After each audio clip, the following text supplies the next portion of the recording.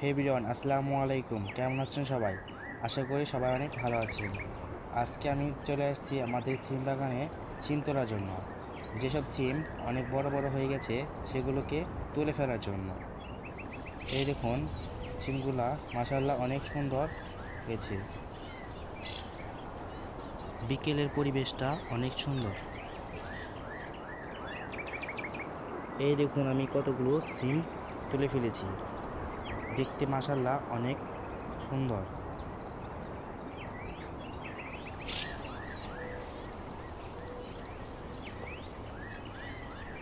আমাদের ভিডিওটি ভালো লাগলে অবশ্যই লাইক, কমেন্টস অ্যান্ড শেয়ার করে দিবেন।